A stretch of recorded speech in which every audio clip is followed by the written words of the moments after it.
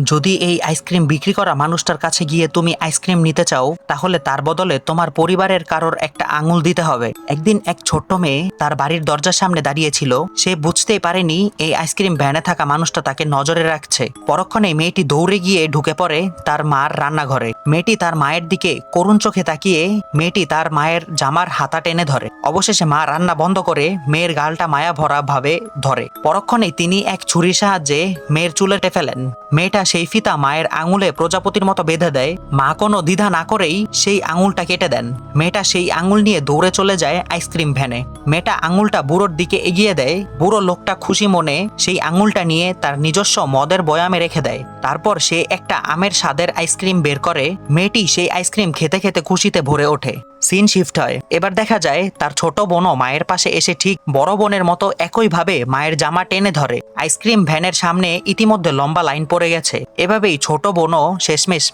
পেয়ে যায় সেই সুস্বাদু আইসক্রিম।